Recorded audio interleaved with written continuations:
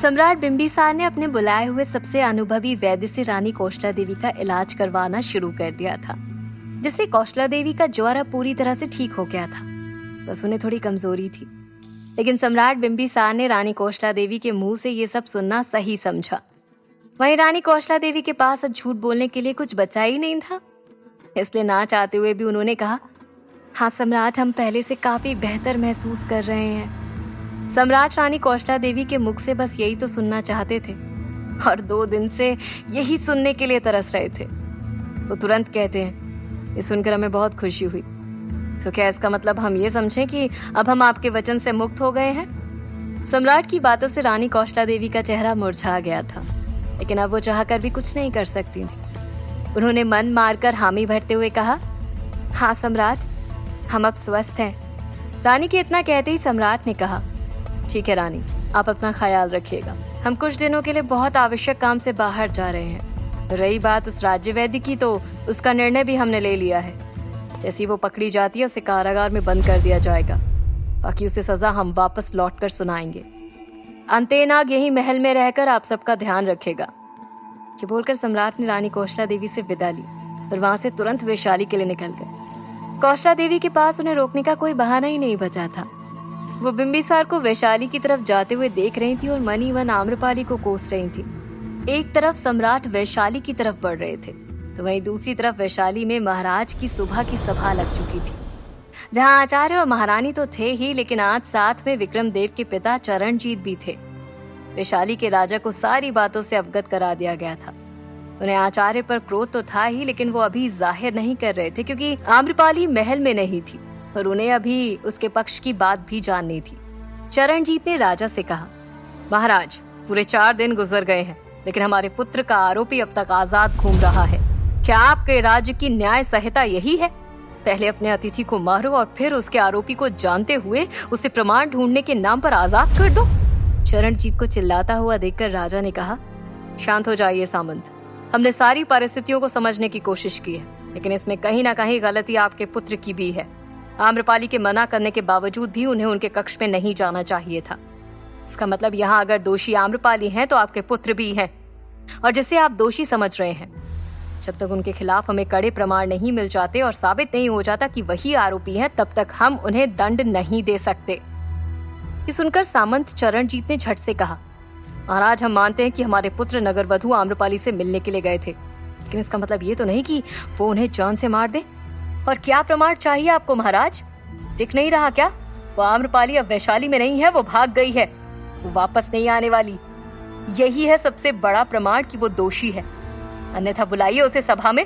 यदि वो निर्दोष होती तो वैशाली छोड़कर नहीं जाती। अब तक आचार्य के अलावा किसी को नहीं पता था कि आम्रपाली कहाँ गई है, इसलिए बाकी सबको भी यही लगने लगा था कि आम्रपाली कहीं भाग न गई हो। महाराज को कहीं ना कहीं आम्रपाली पर यकीन था। उन्होंने कहा, आप इतने यकीन के साथ कैसे कह सकते हैं सामंत कि देवी आम्रपाली भाग गई हैं? ये भी तो हो सकता है कि वो सच के प्रमाण इकट्ठा करने गई हों। और याद रहे, किसी को मारना इतना आसान नहीं। यदि देवी आम्रपाली ने आपके पुत्र को मारा है, तो अवश्य उसके पीछे कोई ठोस वजह होगी। तो अगर आम्रपाली दोषी है, तो उसे सजा अवश्य होगी। महाराज की इस बात पर सामंत चरणजीत चुप हो गए, लेकिन अब महारानी ने अपने हाथ में आया मौका जाने नहीं दिया। उन्होंने कहा, महाराज, जो भी कुछ हो, हमें भी अब यही लगता है कि आम्रपाली भाग गई है। अन्यथा ऐसा कौन सा प्रमाण ढूंढने गई है वो, जो उसे वैशाली में नहीं मिल सकता? और अब तक तो उन्हें लौटकर वापस भी आ जाना चाहिए था। इस पर पूरी सभा में हलचल मच गई। तभी महाराज ने सबको शांत कराते हुए कहा, नहीं, आम्रपाली के वैशाली में ना होने भर से हम उन्हें दोषी नहीं साबित कर सकते। तभी महारानी ने कुछ ऐसा कहा जिससे सभा तो क्या, महाराज भी सोच में पड़ गए कि क्या वाकई आम्रपाली ने विक्रमदेव को मारा है।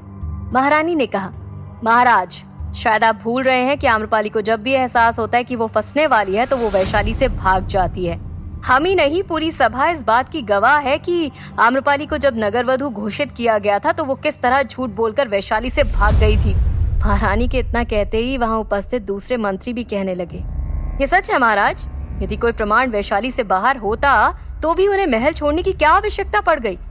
अब तो हमें भी लगने लगा कि देवी आम्रपाली ही दोषी है। अपना पलड़ा भारी पड़ता देख रानी के होठों पर मुस्कान आ गई।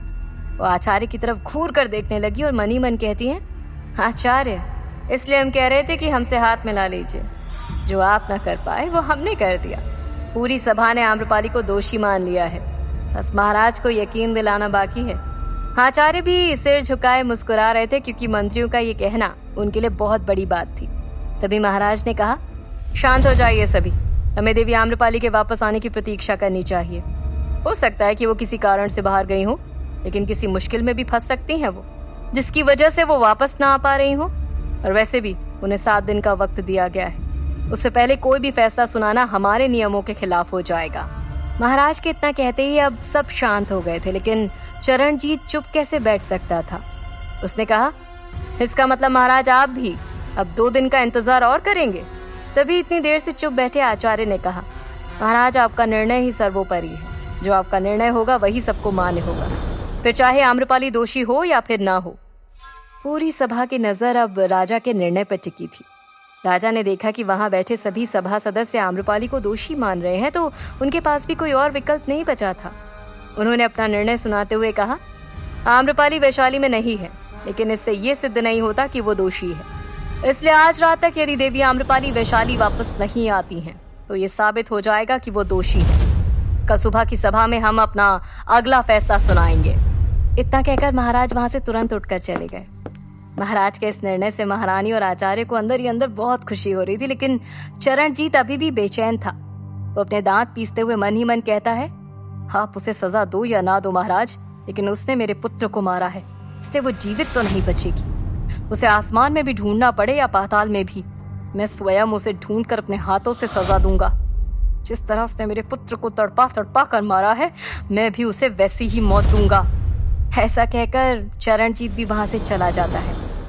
इधर महाराज ने आम्रपाली को वैशाली वापस लौटने के लिए रात तक का समय दिया था, तो वहीं आम्रपाली बाकी सबके साथ उन दोनों आदमियों को लेकर वैशाली की तरफ निकल पड़ी थी। आम्रपाली जी, इन दोनों को वैशाली ले जाना क्या उचित होगा? महाराज भी अब तक वापस नहीं आए हैं, तो जब तक इन्हें होश नहीं आ जाता, इन्हें महल ले जाना ठीक नहीं होगा। अन्यथा जो कोई भी आपको फंसाना चाहता है, इन्हें देखकर वो इन्हें जान से मारने की कोशिश अवश्य करेगा। राजकुमार मणिधर और राजकुमारी मुकुंदा भी सोम के पक्ष में थे। उन्हें नहीं पता था कि राजा वैशाली वापस लौट आए हैं। आम्रपाली ने कुछ सोचते हुए कहा, तुम उचित कह रही हो सुलोचना। इन्हें जब तक होश नहीं आ जाता, इनका महल में रहना ठीक नहीं है। वैशाली पहुंचकर निर्णय करेंगे कि इन्हें कहाँ रखा जाए। उन्हें वैशाली पहुंचते पहुंचते सुबह से शाम हो चुकी थी, लेकिन उन दोनों आदमियों को अभी तक होश नहीं आया था। वैशाली पहुंचने के बाद आम्रपाली और बाकी सब सोच रहे थे कि उन दोनों को कहाँ रखा जाए। तभी कुछ लोग महल की तरफ जा रहे थे और आपस में बातें कर रहे थे। महाराज वापस आ गए हैं, अब वही हमारी समस्या का समाधान करेंगे। आचार्य ने तो उस दिन हमारी एक भी नहीं सुनी थी, लेकिन महाराज अवश्य सुनेंगे। ये सुन उन चारों को पता चला कि वैशाली के राजा वापस लौट आए हैं। ये जानकर वो चारों बहुत खुश हुए। आम्रपाली ने कहा, यदि महाराज वापस आ गए हैं तो इन्हें राजमहल लेकर जाना उचित रहेगा। हमें पूरा यकीन है कि महाराज के सानिध्य में ये सुरक्षित रहेंगे। बाकी सब भी आम्रपाली की बात मानकर उन दोनों को लेकर राजमहल की तरफ बढ़ गए। उस वक्त महारानी और आचार्य दोनों ही इस कोशिश में थे कि आम्रपाली महल वापस लौटकर ही ना आए, और इसलिए उन्होंने चारों तरफ अपने गुप्तचर फैला दिए थे, ताकि आम्रपाली जहां भी मिले उसे आज रात तक के लिए वैशाली से बाहर ही रोके रखे। लेकिन आम्रपाली और बाकी सब ने अपना वेश बदला हुआ था, इसलिए उसे पहचान पाना सबके लिए मुश्किल था, सिवाय आचार्य के गुप्तचर को छोड़कर। एक तरफ आम्रपाली अपना प्रमाण लेकर राजमहल की तरफ बढ़ रही थी, तो वहीं दूसरी तरफ युवराज स्वर्णसेन सरना का पीछा कर रहे थे। वो जहां भी जा रही थी, युवराज उसके पीछे पीछे जा रहे थे। सरना जानबूझकर युवराज स्वर्णसेन को नजरअंदाज कर रही थी, लेकिन उसके साथ जो औरत थी वो युवराज स्वर्णसेन को नजरअंदाज नहीं कर पा रही थी। उसने सरना से पूछा, जो सुबह से हमारे पीछे पीछे घूम रहे हैं, क्या आप इन्हें जानती हैं? वो लोग एक गांव के बाजार में थे। उस औरत की बात सुनकर सरना ने युवराज की तरफ घूरते हुए देखा और कहा, अच्छी तरह से जानते हैं हम इन्हें, बहुत बड़े ठग हैं ये। जब से इन्हें पता चला है कि हमारी याददाश्त जा चुकी है, हमारे पीछे हाथ धोकर पड़ गए हैं। लगता है ऐसे नहीं मानेंगे ये बोलकर सरना सीधे युवराज के पास गई। उसे क्रोध में अपनी तरफ आता हुआ देखकर युवराज स्वर्णसेन ने खुद से कहा, चलो सुबह से शाम तक इनका पीछा करने का कोई तो परिणाम निकला, वरना कल रात इनके हाथ का घूसा खाने के बाद इनसे बात करने की हमारी हिम्मत ही टूट चुकी थी। अब खुद बोलेंगी तो ज्यादा बेहतर होगा। सरना सीधे युवराज के सामने आकर खड़ी हुई और आंखों में आंखें डालकर कहती है, ये तुम इस तरह हमारा पीछा क्यों कर रहे हो? देखो, आखिरी बार समझा रहे हैं, सीधे सीधे हमारे रास्ते से हट जाओ, अन्यथा बेवजह मारे जाओगे। उसकी इस बात का मजाक उड़ाते हुए युवराज ने कहा, इसके अलावा तुम्हारे पास कोई और काम भी नहीं है। कल से बात करने की कोशिश कर रहा हूँ। तुम्हें बात तो करनी ही नहीं है ना, बस चिल्लाना आता है। चोट लगने के बाद लोग सुधर जाते हैं, लेकिन तुम हो कि ज्यों की त्यों नजर आ रही हो, कोई बदलाव नहीं। तुम्हें समझ नहीं आता तुम ये अपनी डाकू वाली हरकतें कब छोड़ोगी। सना को युवराज की बातें अब बर्दाश्त नहीं हो रही थी। उसने उनकी बातों को बीच में काटते हुए कहा, सुनो, तुम जो कोई भी हो ना, हम तुम्हारी बकवास सुनने के लिए यहाँ नहीं खड़े हुए हैं। हम बस तुम्हें ये बताने आए थे कि हमारा पीछा करना बंद करो और चलते बनो यहाँ से। सरना जितने क्रोध में युवराज पर भड़क रही थी, युवराज भी उतने ही प्रेम से उत्तर दे रहे थे। उन्होंने कहा, यही तो समझाने की कोशिश कर रहे हैं हम। एक बार हमारी बात सुन लो, लेकिन तुम हो कि कुछ सुनना ही नहीं चाहती, बस चिल्लाए जा रही हो। मानते हैं भगवान ने बोलने के लिए मुख दिया है, लेकिन सुनने के लिए कान भी दिए हैं, उसका भी उपयोग करो कभी, अन्यथा सन्न पड़ जाएंगे। लगता है ऐसे नहीं मानोगे तुम। सन्ना ने अपने दांत पीसते हुए कहा, तो क्या कर लोगी?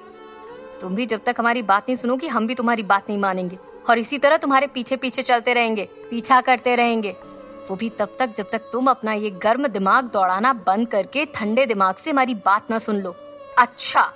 ऐसा कहते हुए सना ने दोबारा युवराज को मारने के लिए अपना हाथ उठाया और कसकर युवराज पर हाथ चलाने की कोशिश की, लेकिन इस बार युवराज उसकी मार से बच गए और उसे उकसाते हुए कहते हैं, कल तो तुमने हमें मार दिया था, लेकिन आज छू भी नहीं पाओगे। लेकिन सरना की फितरत अब भी सैनिकों जैसी थी। उसने प्रति उत्तर में कहा, तुम्हें आज हमसे कोई नहीं बचा सकता। ये बोल सरना जब दूसरी बार युवराज की तरफ मारने के लिए आगे बढ़ी, तो युवराज ने उसके हाथ को कसकर पकड़ लिया और उसे सामने की तरफ धकेल कर उसके हाथ को मरोड़ दिया। सरना अपना हाथ छुड़ाने की कोशिश कर रही थी। तभी युवराज ने उसके कान के पास जाकर कहा, हम तुम्हारे पति हैं। जैसे ही सरना ने ये सुना, उसका खून खौल उठा और उसके गुस्से का पारा आसमान छू चुका था। युवराज ने उसके क्रोध की अग्नि में ये बोलकर घी डाल दिया था। सरना ने एक झटके में अपना हाथ युवराज से छुड़ाया और उनको दूर धकेलते हुए कहा, बस अब बहुत हुआ, तुम हमारे पति हो, तुम्हारी इतनी हिम्मत, अब तो तुम जीवित ही नहीं बचोगे। ये बोलकर सरना युवराज पर वार करने ही वाली थी कि 7-8 आदमियों ने आकर उसे घेर लिया और उनमें से एक ने कहा, यही है वो, आज इसे छोड़ना मत। आखिर कौन थे वो आदमी जिन्होंने सरना को घेर लिया था? क्या स्वर्णसेन सरना को इस बात पर विश्वास दिला पाएंगे कि वो उसके पति हैं? क्या आम्रपाली वक्त पर राजमहल पहुंचकर अपने आप को निर्दोष साबित कर पाएगी? क्या होगा कहानी का अगला पड़ाव? जानने के लिए सुनते रहिए। आम्रपाली।